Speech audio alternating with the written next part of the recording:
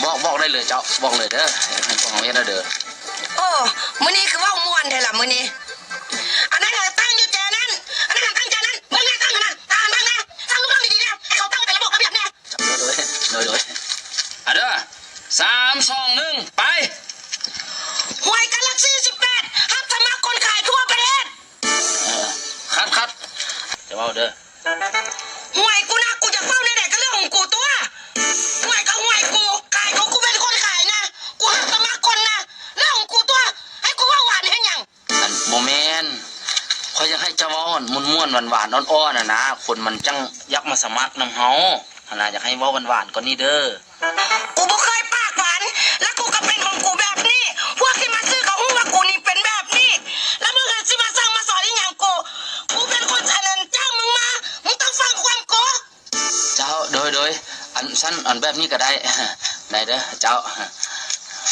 กูบอกอย่างมึงเฮ็ดแล้วนะกูเป็นคนจ้างมึงเด้อเด็กส่งเด้ออันนั้นเจ๊หวยกาแล็กซี่18แจกโชค3ชั้นสำหรับคนขายหวยจะเว้าแบบนี้เด้อฮู้แล้วจะเว้าตามสไตล์จะลดอันให้แบบนี้แหละเด้อเขาเจ้ามักเด้อโอ้ยไปอย่าเว้าหลายไปไกลๆกูสิเว้าเองดอกเอาละวะพร้อมแล้ววะพร้อมแล้วเอาเด้อ3 2 1ไป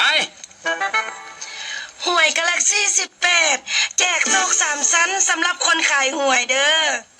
คัดอันเจ๊เจ้าคือเว้าหวานคือบ่หายแบบอันเก้าเมื่อกี้นี่ซะนะอ้าวกูก็ไปตามอารมณ์กูจะเป็นแบบใดก็เรื่องของกูแล้วแม่โอ้กูอยากหวานก็เรื่องของกูอยากให้ก็เรื่องของกูมึงมีหน้าที่ให้มึงก็ให้ไปแล้วมึงมาเฮ็ดอีหยังกับอารมณ์กูนี่อันนั้นเจ๊มันนั่นสิมีปัญหาได้มันคนละอารมณ์มันปีนกันนะบุญหนึ่งให้บุญหนึ่งดีนะเจ๊อันนั้นเป็นปัญหาของมึงบ่เป็นปัญหาของกูเป็นคนจ้างมึงกูบอกให้มึงเฮ็ดอย่างมึงก็ต้องเฮ็ดมึงต้องเฮ็ดให้มันได้3 2 1ไป